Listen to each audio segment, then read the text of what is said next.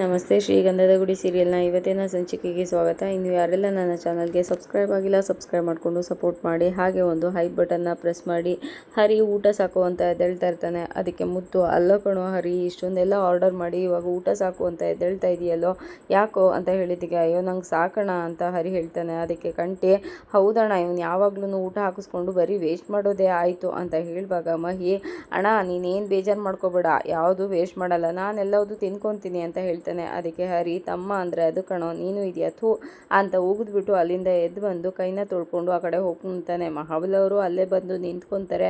ಇಬ್ಬರು ಮುಖಾಮುಖಿ ಆಗ್ತಾರೇನೋ ಅನ್ನೋ ಅಷ್ಟರೊಳಗಡೆ ಹರಿ ಈ ಕಡೆ ಬಂದ್ಬಿಟ್ಟು ನಿಂತಾನೆ. ಬೆಳಗಾಗುತ್ತೆ, ಎಲ್ಲರೂ ಬೀಚ್ ನೋಡೋಣ ಅಂತ ಅಂದ್ಕೊಂಡು ಓಡಾಡ್ತಾ ಇರ್ತಾರೆ ರೆಸಾರ್ಟ್ ತುಂಬ. ಆಗ ಮಹಿಗೆ ತುಂಬಾ ಖುಷಿ ಆಗ್ತಾ ಇರುತ್ತೆ. ಅದಕ್ಕೆ ಇದು ಎಷ್ಟೊಂದು ಚೆನ್ನಾಗಿದೆ ಅಲ್ವಾ ರೆಸಾರ್ಟ್ ಉಂಟು, ನನಗೂ ಕೇರಳಕ್ಕೆ ಹೋಗಬೇಕು ಅಂತ ತುಂಬಾ ಆಸೆ ಇದೆ, ಅಲ್ಲೂ ಇದೇ ಥರ ಇರುತ್ತಾ ಅದಕ್ಕೆ ಅಂತ ಹೇಳಿದ್ದಕ್ಕೆ, ಹೌದು ಆಲ್ಮೋಸ್ಟ್ ಎಲ್ಲ ರೆಸಾರ್ಟ್ಗಳು ಇದೇ ರೀತಿ ಇರುತ್ತೆ, ಸ್ವಲ್ಪ ಕ್ಲೈಮೇಟ್ ಚೇಂಜ್ ಇರುತ್ತೆ ಅಷ್ಟೇ, ಅದರಲ್ಲೂ ನಮ್ಮ ಚಿಕ್ಕಮಂಗ್ಳೂರಲ್ಲಂತೂ ಸಖತ್ತಾಗಿರುತ್ತೆ ಗೊತ್ತಾ ಅಂತ ಹೇಳುವಾಗ ಮಹಿ, ಹಾಗಾದರೆ ಹೇಗಿದ್ರು ಹೋಗುವಾಗ ಚಿಕ್ಕಮಂಗ್ಳೂರು ಮೇಲೇ ಹೋಗ್ತೀವಲ್ಲ, ಸೊ ಅಣ್ಣನಿಗೆ ಸ್ವಲ್ಪ ಹೇಳೋಣವಾ, ಅಲ್ಲಾದರೂ ನೋಡ್ಕೊಂಡು ಹೋಗೋಣವಾ ಅಂತ ಹೇಳಿದ್ಗೆ ಹ್ಞೂ ಅಂತ ಹೇಳ್ತಾಳೆ. ಇಲ್ಲಿ ಮುತ್ತು ಮತ್ತು ಹರಿ ಕಂಟಿ ಎಲ್ಲರೂ ನೋಡ್ಕೊಂಡು ಎಂಜಾಯ್ ಮಾಡ್ಕೊಂಡು ಬರ್ತಾ ಇರ್ತಾರೆ. ಆದರೆ ಹರಿ ಮಾತ್ರ ತುಂಬಾ ಬೇಜಾರಾಗ್ತಾ ಇರುತ್ತೆ ಚಂದನ ಮುಂದೆ ಹೋಗ್ತಾ ಇರೋದನ್ನು ನೋಡಿ. ಆಗ ಮುತ್ತು, ನನಗಂತೂ ತುಂಬಾ ಖುಷಿ ಆಯಿತು ಕಣೋ, ನಾನು ಯಾವಾಗಲೂ ಕೆಲಸ ಮನೆ ಅಂತ ಇಷ್ಟೇ ಇರ್ತಾ ಇದ್ದೆ, ಇಲ್ಲಿಗೆ ಬಂದು ನನಗೆ ತುಂಬಾ ಖುಷಿ ಆಯಿತು, ಇದೊಂಥರ ಹೊಸ ಅನುಭವ ನನಗೆ, ಎಷ್ಟೊಂದು ಚೆನ್ನಾಗಿದೆ ಅಲ್ವಾ, ಈ ಥರ ಎಲ್ಲ ಫ್ಯಾಮಿಲಿ ಟ್ರಿಪ್ ಅಂತ ಅವಾಗವಾಗ ಬರ್ತಾ ಇರಬೇಕು, ಕೆಲಸ ಎಷ್ಟೇ ಇರಲಿ ಮನಸ್ಸಿಗೆ ಹಗುರ ಆಗಬೇಕು ಅಂತ ಅಂದರೆ ಇಲ್ಲಿಗೆ ಬರಲೇಬೇಕು. ನಾನು ಎಷ್ಟೊಂದು ಸಲ ತುಂಬ ಅಂದ್ಕೊತಾ ಇದ್ದೆ, ನಾನು ಸಂಬಳ ಬಂದಮೇಲೆ ಸ್ವಲ್ಪ ಉಳಿಸಿ ಎಲ್ಲರನ್ನೂ ಟ್ರಿಪ್ಪು ಕರ್ಕೊಂಡು ಹೋಗಬೇಕು ಅಂತ, ಆದರೆ ಗೊತ್ತಲ್ಲ, ಹಲ್ಲಿದ್ರೆ ಕಡಲೆ ಇಲ್ಲ, ಕಡಲೆ ಇದ್ದರೆ ಹಲ್ಲಿಲ್ಲ, ಹಾಗಾಗಿತ್ತು ನನ್ನ ಪರಿಸ್ಥಿತಿ. ಆದರೆ ಇವಾಗಂತೂ ನಂಗೆ ತುಂಬಾ ಖುಷಿ ಆಯಿತು ಕಣೋ ಅಂತ ಹೇಳಿದ್ದಕ್ಕೆ, ಆದರೆ ನನ್ನ ಹೊಟ್ಟೆಗೆ ಮಾತ್ರ ಬೆಂಕಿ ಬೀಳ್ತಾ ಇದೆ ಅಂತ ಹರಿ ಹೇಳ್ತಾನೆ. ಯಾಕೋ ಏನೋ ಆಯಿತು ಅಂತ ಮುತ್ತು ಕೇಳಿದ್ದಕ್ಕೆ, ಇನ್ನೇನಣ್ಣ ಮತ್ತೆ, ನಾನು ನಿನ್ನ ಹತ್ರ ಹೇಳಿದ್ದೆ ನಾನು ಅವರು ಜೊತೆಗಿರಬೇಕು ಅಂತ, ಅನ್ಯೂನ್ಯತೆ ಬೆಳಿಬೇಕು ಅಂದರೆ ನಾನು ಅವರು ಜೊತೆಗಿರಬೇಕು, ಮಾತಾಡಬೇಕು ಅಂತ ತಾನೇ, ಮನೆಯಲ್ಲಂತೂ ಆಗೋದಿಲ್ಲ, ಅಟ್ಲೀಸ್ಟ್ ಹೊರಗಡೆ ಬಂದಾಗಾದರೂ ಮಾತಾಡೋಣ ಅಂದರೆ ಏನಣ್ಣ ಇದು ಅಂತ ಹೇಳಿದ್ದಕ್ಕೆ, ಈಗೇನೋ ಆಯಿತು ಅಂತ ಹೇಳಬೇಕಾದ್ರೆ ಅಲ್ಲಿ ನೋಡೋಣ ಅಲ್ಲಿ ಅಂತ ಹೇಳ್ತಾನೆ. ಆಗ ಮುತ್ತು ಆ ಕಡೆ ನೋಡಿದ್ರೆ ಚಂದನ ಮತ್ತು ಮಹಿಯಲ್ಲಿ ಹೋಗ್ತಾ ಇರ್ತಾರೆ. ಅದನ್ನು ನೋಡಿ, ಅವನೇನೋ ಮಾಡ್ದ ನಿನಗೆ ಅಂತ ಹೇಳಿದ್ದಕ್ಕೆ, ಅವನು ಇನ್ನೇನೋ ಮಾಡಿಲ್ಲ ಅಣ್ಣ, ಆದರೆ ಅವನು ಜೊತೆಗೆ ಅಂಟ್ಕೊಂಡೇ ಇದ್ದರೆ ನಾನು ಚಂದನ ಅವ್ರ ಜೊತೆ ಹೇಗೆ ಮಾತಾಡಲಿ, ನೀನು ತಂಗಿ ತಂಗಿ ತಂಗಿ ಅಂತ ಕೇಳಿದ್ದೆಲ್ಲ ಕೊಡಿಸು, ಅವನು ಅದಕ್ಕೆ ಅದಕ್ಕೆ ಅದಕ್ಕೆ ಅಂತ ಹಿಂದೆನೇ ಓಡಾಡ್ತಾ ಇರಲಿ, ಇನ್ನು ನನ್ನ ಜೊತೆ ಎಲ್ಲಿ ಮಾತಾಡೋದು ಅದಕ್ಕೆ, ನೀವೆಲ್ಲರೂ ನನ್ನ ಹೊಟ್ಟೆ ಉರಿಸ್ತಾ ಇದ್ದೀರಾ ಅಂತ ಹೇಳಿದ್ದಕ್ಕೆ, ಏಯ್ ನಾವೇನೋ ಮಾಡಿದ್ವಿ, ನೀವಿಬ್ಬರು ಚೆನ್ನಾಗಿರಲಿ ಅಂತ ತಾನೇ ನಾವು ಬಯಸೋದು ಅಂತ ಹೇಳಿದಾಗ, ಎಲ್ಲಣ್ಣ ಬಯಸ್ತಾ ಇದ್ದೀರಾ, ನಮ್ಮಿಬ್ರನ್ನ ದೂರ ಮಾಡೋದಕ್ಕೆ ನಿಂತಿದ್ದೀರಾ ನೀವು ಅಂತ ಹೇಳಬೇಕಾದ್ರೆ, ಈಗ ಏನಪ್ಪ ನಾನು ಏನು ಮಾಡಬೇಕು ಅದನ್ನು ಹೇಳು ಅಂತ ಹೇಳಿದ್ದಕ್ಕೆ, ಈಗ ಹೇಗಾದರೂ ಮಾಡಿ ಮಹಿನ ಆ ಕಡೆಯಿಂದ ಕರ್ಕೊಂಡೋಗು ಅಂತ ಹೇಳಿದಾಗ, ಓ ಮಹಿನ ಕರ್ಕೊಂಡು ಹೋಗ್ಬೇಕು ಅಂತ ಹೇಳ್ಬಿಟ್ಟು, ಸರಿ ಆಯಿತು ಈಗೇನು ಮಹಿನ ಕರ್ಕೊಂಡು ಹೋಗ್ಬೇಕು ತಾನೆ, ಕರ್ಕೊಂಡು ಹೋಗ್ತೀನಿ ಅಂತ ಮುಂದೆ ಬರಬೇಕಾದ್ರೆ ಮತ್ತೆ ಯೋಚನೆ ಆಗುತ್ತೆ, ಮತ್ತೆ ವಾಪಸ್ ಹೋಗಿ, ಇಲ್ಲ ಹರಿ ನಾನಂತೂ ಆ ಕೆಲಸನ ಮಾಡೋದಿಲ್ಲ, ನೀನೇನಾದರೂ ಹೋಗಿ ಚಂದನ ಹತ್ರ ಏನಾದ್ರು ಮಾತಾಡಿದ್ರೆ ಅಂತ ಹೇಳಿದ್ದಕ್ಕೆ, ಅಯ್ಯೋ ನನ್ನ ಹೆಂಡತಿ ಹತ್ರ ನಾನು ಹೇಗೆ ಮಾತಾಡಬೇಕು ಅನ್ನೋದು ನನಗೆ ಗೊತ್ತಿಲ್ವಾಣ ಅಂತ ಹೇಳಿದ್ದಕ್ಕೆ, ಅದು ಹಾಗಲ್ಲ ಕಣೋ, ಅವಳಿಗೆ ಮೊದಲೇ ಸುಳ್ಳು ಅಂದರೆ ಆಗೋದಿಲ್ಲ, ನೀನು ಏನಾದರೂ ಹೋಗಿ ಮತ್ತೆ ಸುಳ್ಳು ಹೇಳಿ ಮತ್ತೆ ಅವಳ ಮನಸ್ಸಿಗೆ ಬೇಜಾರಾದರೆ ಅಂತ ಹೇಳಿದ್ದಕ್ಕೆ, ಆ ಥರ ಎಲ್ಲ ಏನೂ ಆಗಲ್ಲ ಅಣ್ಣ, ನನಗೆ ಗೊತ್ತಿದೆ, ನೀನು ಮೊದಲು ಹೋಗಿ ಅವನ್ನ ಕರ್ಕೊಂಡು ಹೋಗು ಅಂತ ಹೇಳಿದಾಗ, ಸರಿ ಆಯಿತು ಕರ್ಕೊಂಡು ಹೋಗ್ತೀನಿ ಅಂತ ಅಂದ್ಬಿಟ್ಟು ನಿಂತು ಚಂದನ ಮತ್ತು ಮಹಿ ಇಬ್ಬರೂ ಹೋಗ್ತಾ ಇರೋ ಕಡೆ ಬಂದು, ಮಹಿ ಬಾರೋ ನಾವು ಅಲ್ಲಿ ಒಂದು ಬೀಚ್ ಇದೆ ಅಂತೆ, ಹೋಗ್ಬಿಟ್ಟು ಬರೋಣ ಅಂತ ಹೇಳಿದ್ದಕ್ಕೆ, ಓಕೆ ಆಯ್ತು ನಿಂತು ಎಲ್ಲರೂ ಹೋಗೋಣ ಅಂತ ಹೇಳುವಾಗ, ಎಲ್ಲರೂ ಬೇಡ ಕಣೋ, ನಾನು ನೀನು ಮಾತ್ರ ಹೋಗೋಣ ಬಾರೋ ಅಂತ ಹೇಳಿದಾಗ, ನಾನು ನೀನು ಮಾತ್ರನ ಯಾಕಣ್ಣ ಅದಕ್ಕೆ ಬೇಡವಾ ಅಂತ ಹೇಳಿದಾಗ, ಅವಳು ಬೇಡ ಕಣೋ, ಅವಳಿಗೆ ಸುಸ್ತಾಗುತ್ತಂತೆ, ಅದು ಒಂದು ಚಿಕ್ಕ ಬೀಚು, ಅವಳು ಬರೋಕ್ಕಾಗೋದಿಲ್ಲ ಬೇಡ ಅಂತ ಹೇಳಿದ್ದಕ್ಕೆ, ಯಾಕಣ್ಣ ನಾನು ಯಾಕೆ ಬರಬಾರ್ದು ಅಂತ ಹೇಳಿದಾಗ, ಅಲ್ಲಿ ಸ್ವಲ್ಪ ನೀರು ಜಾಸ್ತಿ ಇರುತ್ತಮ್ಮ ಅಂತ ಹೇಳಿದಾಗ ಚಂದನ, ಆದರೆ ಸ್ಮಾಲ್ ಬೀಚ್ ಅಂತ ಹೇಳಿದ್ರಿ ಅಂತ ಹೇಳಿದ್ದಕ್ಕೆ, ಅದು ಆಗಲ್ಲಮ್ಮ, ಅದು ತುಂಬ ದೂರ ಇದೆಯಂತೆ, ನಿಮಗೆ ಸುಮ್ಮನೆ ಕಷ್ಟ ಆಗುತ್ತೆ, ಅದಕ್ಕೋಸ್ಕರ ಬೇಡ ಅಂತ ಇದ್ದೀನಿ ಅಂತ ಹೇಳುವಾಗ, ಮತ್ತೆ ಯಾಕಣ ಅದಕ್ಕೆ ಬೇಡ ಅಂತ ಮಹಿನೂ ಹೇಳ್ತಾ ಇರ್ತಾನೆ. ಎಷ್ಟು ಹೇಳಿದ್ರೂ ಕೇಳ್ತಾ ಇರೋದಿಲ್ಲ, ಏನು ಮಾಡಬೇಕು ಅಂತ ಗೊತ್ತಾಗ್ತಾ ಇರಲ್ಲ. ಆಗ ಹರಿ ಹಿಂದೆ ನಿಂತ್ಕೊಂಡು ಸನ್ನೆ ಮಾಡ್ತಾ ಇರ್ತಾನೆ, ಅಣ್ಣ ಏನಾದರೂ ಮಾತಾಡು ಅಂತ ಅಂದ್ಬಿಟ್ಟು, ಅಯ್ಯೋ ಸನ್ಯಾಸಿನ ಸಂಧಾನ ಕಳಿಸ್ದಂಗೆ ಆಯ್ತಲ್ಲಪ್ಪ, ಈಗ ಇವನಿಗೆ ಸುಳ್ಳು ಹೇಳೋದಕ್ಕೂ ಬರೋದಿಲ್ಲ, ಮ್ಯಾನೇಜ್ ಮಾಡೋಕ್ಕೂ ಬರೋದಿಲ್ಲ, ಏನಪ್ಪ ಮಾಡೋದು ಅಂತ ಯೋಚನೆ ಮಾಡ್ತಾ ಇರ್ತಾನೆ. ಆದರೆ ಚಂದನ ನೀವು ಇಷ್ಟೆಲ್ಲ ಹೇಳ್ತಾ ಇದ್ದೀರಾ ಅಂದಮೇಲೆ ನಾನು ಬಂದೇ ಬರ್ತೀನಿ, ನಾನು ನೋಡಲೇಬೇಕು ಅಂತ ಚಂದನೂ ಹೇಳ್ತಾ ಇರ್ತಾಳೆ.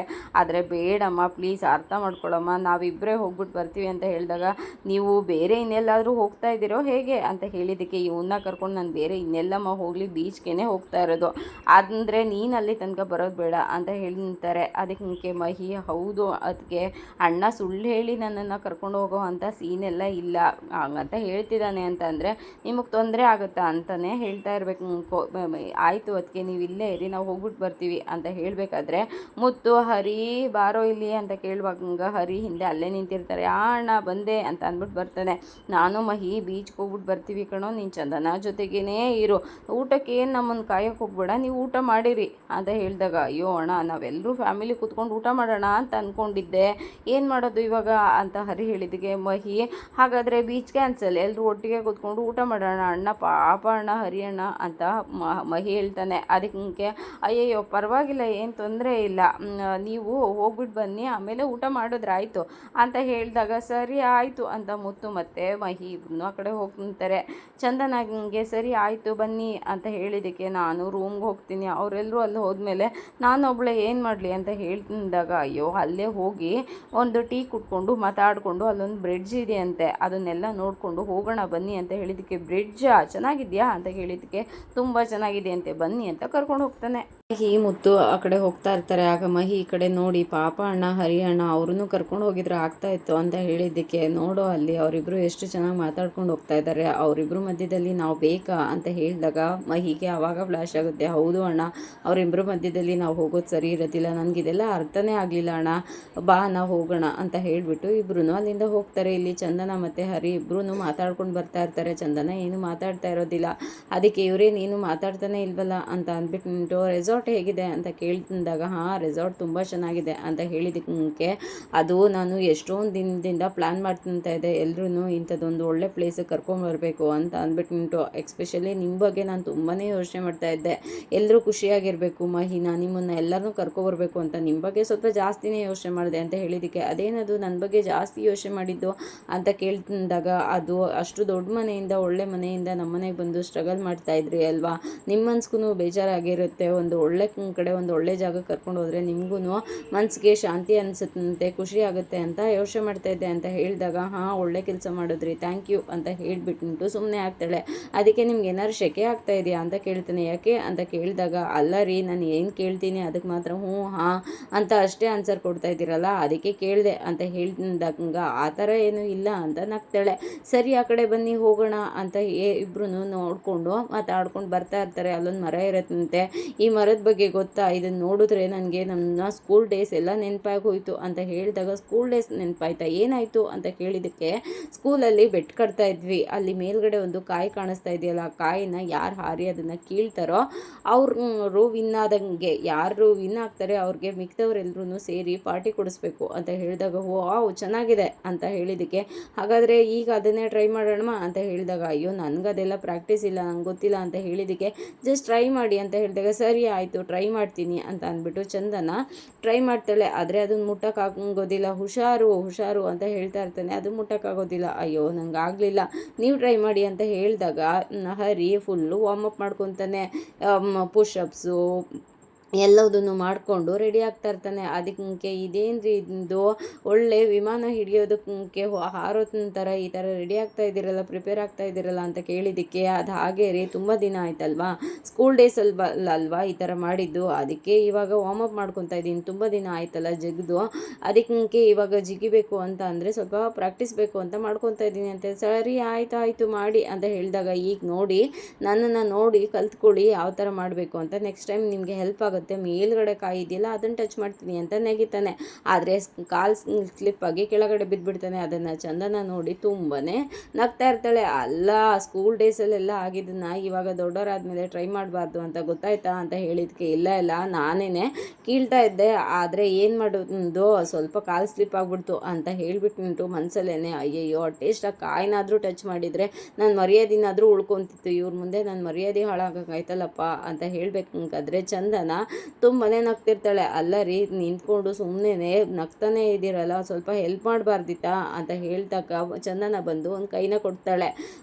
ಎದ್ದೇಳಿ ಅಂತ ಆ ಕೈನ ಹಿಡ್ಕೊಂಡು ಎದ್ದೇಳ್ಬೇಕಾದ್ರೆ ಯಬ್ಬಾ ಅಂತ ಮತ್ತೆ ಬಿದ್ದೋಗಂಗೆ. ಅಲ್ಲ ರೀ, ಬರೀ ಇಷ್ಟೇ ಹೆಲ್ಪ್ ಮಾಡಿದ್ರೆ ಸಾಕ, 2 ಕೈ ಕೊಟ್ಟಿದ್ರೆ ಚೆನ್ನಾಗಿರ್ತಿತ್ತು ಅಂತ ಹೇಳಬೇಕಾದ್ರೆ ಚಂದನ 2 ಕೈನ ಕೊಡ್ತಿಂತಾಳೆ. ಆಗ ಹರಿಗೆ ತುಂಬಾ ಖುಷಿಯಾಗುತ್ತೆ. ಚಂದನದ 2 ಕೈನ ಹಿಡ್ಕೊಂಡು ಮೇಲೆ ಎದ್ದೇಳೋದಕ್ಕೆ ಟ್ರೈ ಮಾಡ್ತಾನೆ. ಎದ್ದು ನಿಂತ್ಕೊಂಡಾದ್ಮೇಲೆ ಇವಾಗ ಓಕೆನಾ, ಏನಾದ್ರು ಜಾಸ್ತಿ ಪೆಟ್ಟಾಗಿದೆಯಾ ಅಂತ ಹೇಳಿದ್ದಕ್ಕೆ ಇಲ್ಲ ಅಷ್ಟೊಂದೆಲ್ಲ ಏನೂ ಇಲ್ಲ ಅಂತ ಹೇಳ್ತಾನೆ. ಸರಿ ಆಯಿತು, ರೂಮ್ಗೆ ಹೋಗಿ ನೀವು ರೆಸ್ಟ್ ಮಾಡಿ ನಡೀರಿ ಅಂತ ಹೇಳಿದಕ್ಕೆ ಇಷ್ಟಕ್ಕೆಲ್ಲ ನನಗೆ ಯಾವ ಥರ ರೆಸ್ಟು ಬೇಕಾಗಿಲ್ಲ, ಏನೂ ಇಲ್ಲ, ನಾನು I am perfectly all right ಅಂತ ಹೇಳ್ತಾನೆ. ಓ ಹೌದಾ ಅಂತ, ಸರಿ ಬನ್ನಿ ಅಂತ ಚಂದನ ಮುಂದೆ ಹೋಗ್ತಾ ಇರ್ತಾಳೆ. ಆಗ ಹರಿ ಹಿಂದೆ ನಿಂತ್ಕೊಂಡು ಸೊಂಟನ ಆ ಕಡೆ ಈ ಕಡೆ ತಿರುಗಿಸ್ತಾ ಇರ್ತಾನೆ. ಅದಕ್ಕೆ ಕಾಲ್ಗೇನಾದರೂ ಏಟಾಯ್ತಾ ರೀ, ಏನಾಯಿತು, ಪ್ರಾಬ್ಲಮ್ ಆಯಿತಾ ಅಂತ ಹೇಳಿದ್ದಕ್ಕೆ ಅಯ್ಯೋ ಆ ಥರ ಎಲ್ಲ ಏನೂ ಇಲ್ಲ, ಹೋಗೋಣವಾ ಅಂತ ಹೇಳಿಬಿಟ್ಟು ಹರಿ ಮತ್ತು ಚಂದನ ಇಬ್ರು ಮೆತ್ತಗೆ ಆ ಕಡೆ ಬರ್ತಾರೆ.